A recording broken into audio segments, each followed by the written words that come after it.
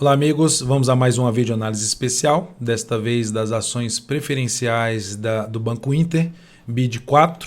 Na realidade é uma análise até um pouco diferente, mas falando sobre a questão da conversão de BID4 para BID11, para as units, esse processo. E aí depois eu falo um pouco da parte gráfica, tá? Então é mais para abordar todo esse assunto aí que está em questão. E lembrando, eu sou Dalto Ferreira, analista de investimentos. Já te convido de imediato a se inscrever aqui no meu canal no YouTube, aqui no canto inferior direito do seu vídeo, canal Dalto Ferreira Invest. Passando o cursor do mouse em cima da imagem, inscreva-se. Vai aparecer a opção de se inscrever gratuitamente. Marca aí para se inscrever e deixe o sino das notificações devidamente ativado, habilitado, para que você possa ser avisado sempre que houver um novo conteúdo aqui sendo divulgado dentro do canal. Para receber todas as recomendações de compra e venda, tudo isso no seu celular, no seu desktop, carteiras de ações, informações relevantes durante o pregão, clica aqui no card que está aparecendo para você e siga os procedimentos, que é preenchimento de um formulário e cadastrar o meu número nos seus contatos do aplicativo Telegram. A partir daí a gente executa aqui um procedimento para que você passe a receber, testar esse serviço aí de forma gratuita durante um determinado período, receber tudo isso em tempo real no seu celular, no seu desktop. Então vamos lá. Eu montei aqui um mapa mental para explicar um pouco essa questão da Banco Inter aqui de BID4, ou fazer a conversão de BID4, ou se manter em BID4 ou ir para BID11, né? Converter ou não converter, e falar sobre esse processo. Primeiramente, houve um desdobramento. A ação valia um valor acima de R$60 e passou a valer um pouco acima dos R$10 depois do desdobramento. Foi um desdobramento de 1 para 6, lá no dia 3 de julho. Então, esse desdobramento é basicamente, você tem mais ações representando o mesmo capital social da empresa, ou seja, você não tem uma mudança para você. É como se você tivesse aqui a sua parcela, aqui a sua quantidade de ações que você tem em cima de BID4, e a partir lá do dia 4, dia 3 para o dia 4, você teve essa parcela de ações fatiada em 6. Ou seja, o que era o total, que era R$ 64,50, fechamento do dia 3 de julho, passou a ser R$ 10,75. Ou seja, cada quadradinho desse aqui, R$ 10,75. Então, se você tinha 100 ações, você passou a ter 600 ações. Tá? Então, se você tinha, ou seja, a proporção de 1 para 6. Se você tinha 100 ações, passou a ter 600 ações. Se você tinha 200 ações, passou a ter 1.200 ações. Enfim, o financeiro é o mesmo, ou seja, representa a mesma quantidade, o mesmo valor que você tinha antes. A diferença é que o papel deu uma valorizada boa depois que aconteceu isso, né? E quais são os benefícios, né? Assim, só para mencionar que ela partiu de R$ 64,50 para R$ 10,75, ou seja, fechou em R$ 64,50 no dia 3 de julho, e quando foi na abertura do pregão do dia 4 de julho, quando ela ficou ex-desdobramento, o ajuste no preço foi para R$ 10,75. O que era R$ 64,50 virou R$ 10,75. Você passou a ter mais ações, mas cada ação valendo menos. Ou seja, no final das contas, você tem o mesmo valor financeiro, só que a ação terminou valorizando bem. Qual o benefício do desdobramento? É basicamente ganhar liquidez. Ou seja, não é um ganho de escala muito grande em liquidez, mas, por exemplo, se você tinha R$5.000 antes para comprar BID4, você não conseguia, porque você tinha que desembolsar ali para 100 ações em torno de R$6.500, R$6.450, em torno de R$6.500. Então não dava para comprar um lote padrão 100 ações. Agora, com o desdobramento, isso melhorou bastante, ou seja, logo depois do dobramento você poderia comprar ali por volta de R$1.100, um lote padrão. Hoje está na faixa de uns 1.300, 1.300 e pouco acima de 1.300, um lote padrão de 100 ações. Então já é um benefício, porque traz mais investidores para o ativo, melhora um pouco a questão da liquidez. Então é um benefício a questão do desdobramento. E como é que está a distribuição das ações da BID, né, do Banco Inter? 50% dessas ações estão com os acionistas minoritários em BID4 e 50% em BID3 com os controladores. Só que essas ações, esse BID3 não está sendo negociada na bolsa. Então, para que os controladores possam dar liquidez e se desfazer de uma parte das suas ações sem perder o controle, aí vem esse processo das units, criação das units, que basicamente o que a preferencial código 4, a ON código 3, ou seja, preferencial PN, código 4, final código 4 e a ON ordinária, final código 3. E aí a unit, ela fica com código 11. Então o que basicamente é a unit, né? A unit é um pacote de ações, algo semelhante a um pacote de ações, um envelopamento, né? um composto por ações ordinárias e ações preferenciais. Então, geralmente é isso a ideia da unit. Só citar alguns exemplos, inclusive já vou colocar aqui a BID 4, a BID 11 nessa lista. Então, por exemplo, você tem várias ações bem conhecidas que estão nesse processo, que tem esse processo. A Loop 11 tem uma ação ordinária. Qual o pacote da Loop 11? Né? O que representa essa unit? Representa uma ação ordinária e duas ações preferenciais. No caso da BID 11 vai ser justamente isso. A BID 11 vai representar uma ação ordinária e duas ações preferenciais. Klabin, uma ação ordinária e 4 preferenciais. Sambi 11, Santander, uma ação ordinária e uma ação preferencial. Sanepar, SAPR 11, uma ação ordinária e 4 preferenciais. Sul América, que é a Sula 11, uma ordinária, duas preferenciais. Taesa, TAE 11, uma ordinária, duas preferenciais. E Tiet, só pegando alguns, tem mais, tem BPAC 11, enfim, tem Engie 11, tem vários outros ativos aí que utilizam essa estrutura das units. Eu não vou entrar em detalhes na questão de governança, de parte de fundamentos, porque não é minha praia. Vou falar algo mais objetivo aqui, que vai para ver se vale a pena, vou converter ou não vou converter, né? E também explicando, logicamente, o processo, o que é a unit. Então, basicamente, está claro aqui que a unit é um pacote de ações que vai englobar ações ordinárias e ações preferenciais. Beleza? E a gente sabe aqui que a BID 11 vai ter uma BID 3 e duas BID 4.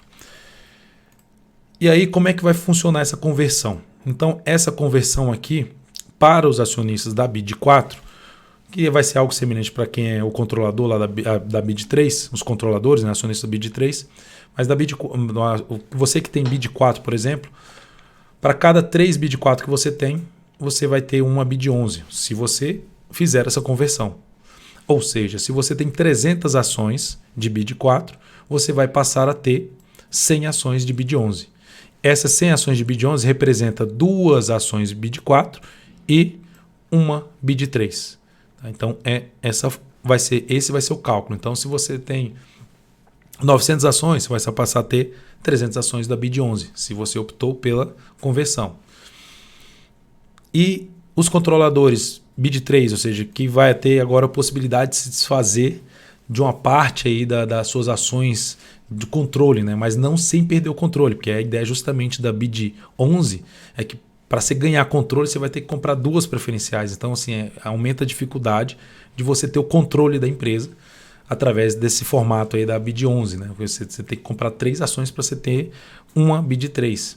Então, duas BID 4 e uma BID 3. Né? Só que você compra pela BID 11. Então, aqui nós temos a mesma situação. 3 BID 3, vai representar uma BID 11. E essa BID 11 ela representa duas BID 4 e uma BID 3. Há essa necessidade de fazer a conversão? Você precisa fazer essa conversão? Não, você não precisa. Na minha opinião, não é necessário. Sim, de cara não é necessário. Mas eu tenho que alertar por um ponto importante. Se eu pegar aqui todos esses ativos aqui, ó, e bater lá, que é o meu foco, né? Olhando para análise técnica, que eu preciso de liquidez, que eu olho para a liquidez do ativo. E é fato que quanto maior a liquidez, melhor para você desfazer das ações. Pagar menos spread, por exemplo, ainda mais se você for fazer a operação de curto prazo. Mas o fato é que os ativos, as units, terminam tendo, em média, esses ativos vão ter mais liquidez, bem mais liquidez, não no primeiro momento, mas vão ganhando mais liquidez e depois ficam com muito mais liquidez do que as ações preferenciais e as ações ordinárias. Então, é isso que aconteceu com esses papéis aqui.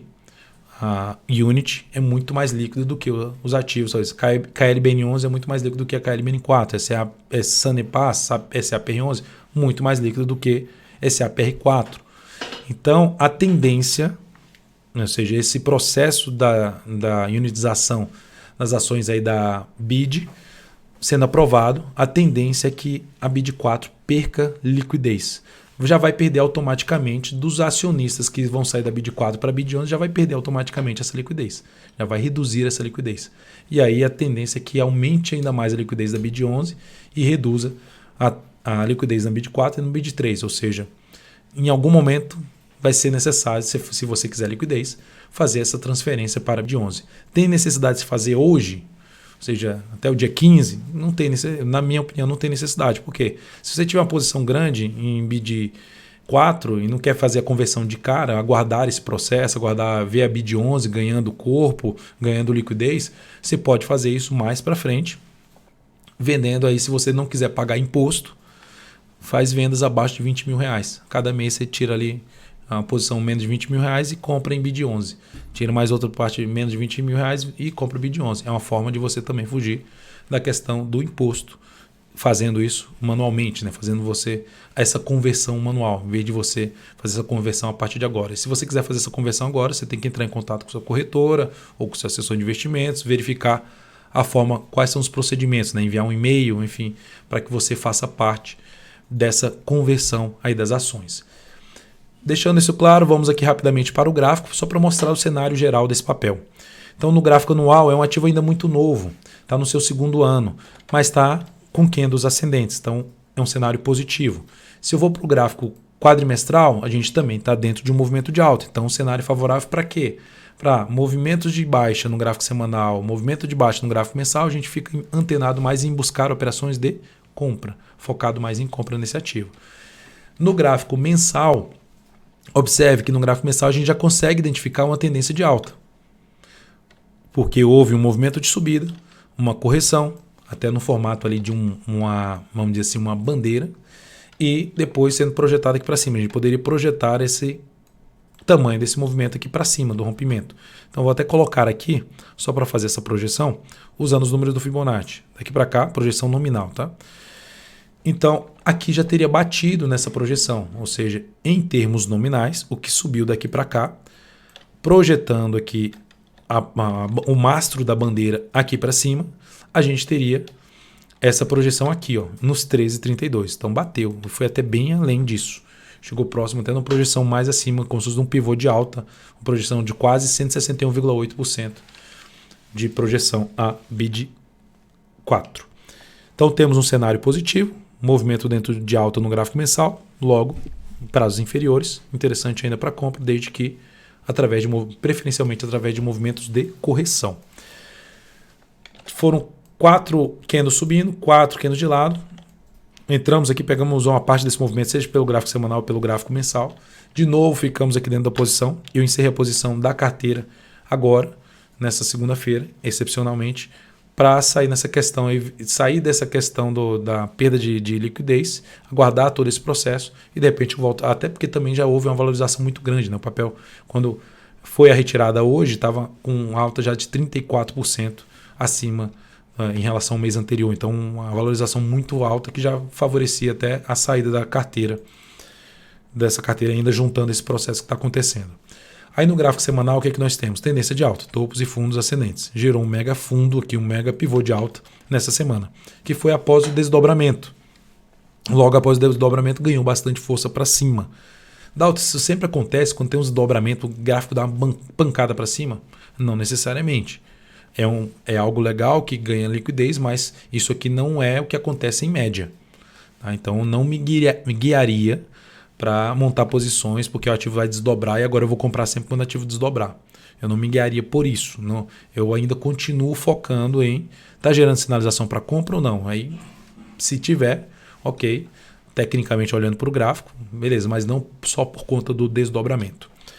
Então, o gráfico semanal topos e fundos ascendentes está iniciando essa semana aqui em queda, está na faixa de uma queda de 4%. E suportes mais importantes para o papel, na faixa aqui dos 11,84, depois por volta dos 11,19.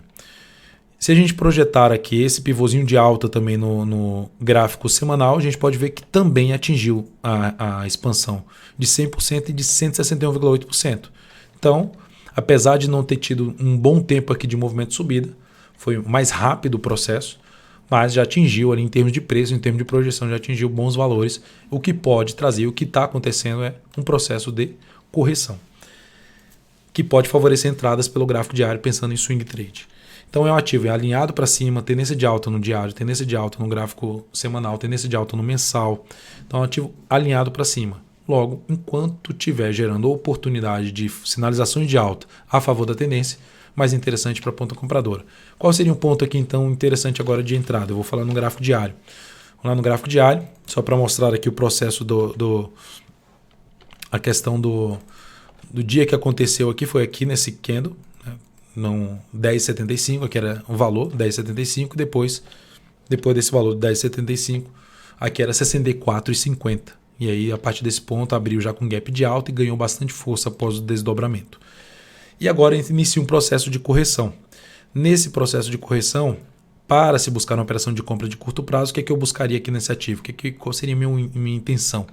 Aguardar uma correção maior, preferencialmente testando ali os 61,8%. Pode até não voltar, mas eu vou ficar de olho. Desde essa região dos R$13 até um pouco mais para baixo. Quem sabe até fechando esse gap de alta aqui, testando ali perto do topo anterior 11,84, esse gap em 11,86, muito próximo um do outro, junto com a média. Se vier aqui, fizer isso aqui e gerar um sinal de fundo, me animaria a buscar algum tipo de compra pensando em swing trade neste ativo. Então seria essa a minha intenção aí em cima de BID4, pensando em curto prazo. Então é isso, pessoal. Espero que tenha ficado claro aí para você essa questão da mudança nas ações e se vale ou não a pena a questão da conversão. A gente, naturalmente, sendo aprovado o processo, naturalmente vai ter que optar, se você quiser liquidez, optar pela conversão para BID11. Não necessariamente agora, mas posteriormente. Você pode fazer isso sem pressa. Beleza? Um grande abraço, grato aí pela atenção. Deixe seu like, seu joinha se essa análise, se esse conteúdo foi interessante para você. Compartilhe aí com seus amigos. E vamos juntos aqui no canal. Lembre-se de se inscrever no canal. Até mais.